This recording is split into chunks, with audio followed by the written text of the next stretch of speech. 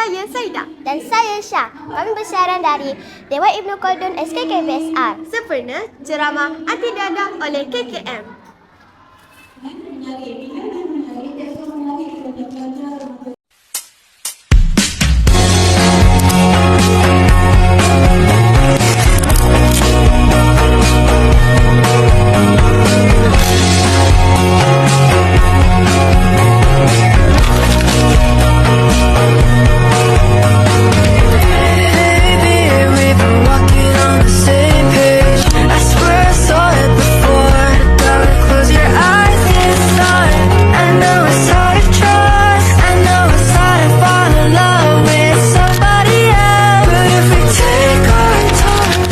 Pameran poster dadah.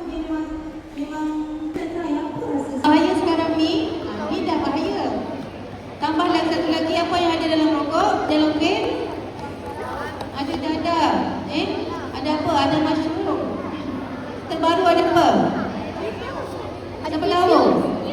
Piu-piu. Kalau katakan dadah masuk ke dalam badan, dia akan merosakkan pertumbuhan otak.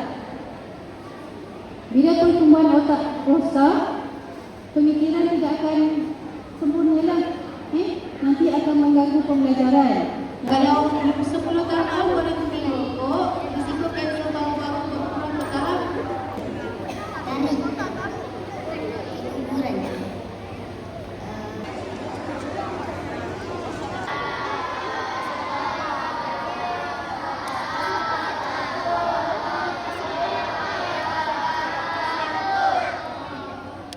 Okey, nama saya Muhammad Rizal Manaman, penolong pegawai kesihatan pusat.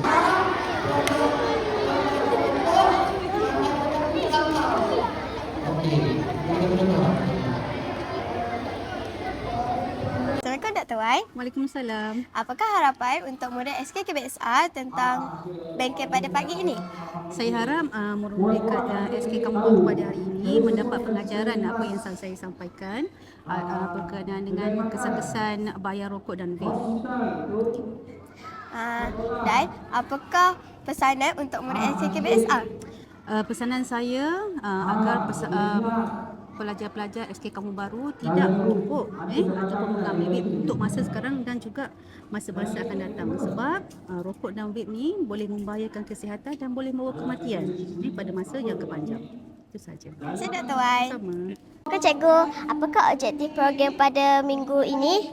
Waalaikumsalam. Saya Cikgu Hani selaku Setiausaha PPDA.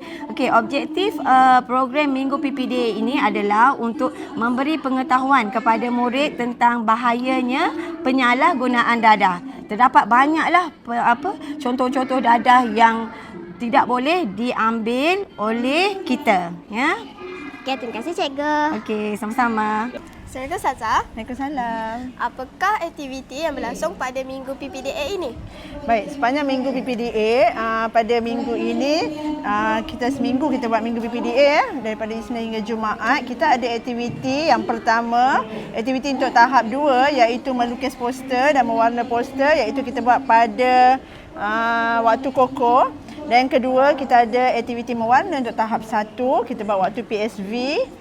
Dan yang ketiga, kita ada setiap pagi, perhimpunan pagi, kita ada seorang murid untuk mendeklamasikan sajak tentang dadah, anti dadah, supaya memberi penyedaran kepada murid-murid warga SKKBSR untuk tidak terlibat langsung dengan dadah. Terima kasih Ustazah.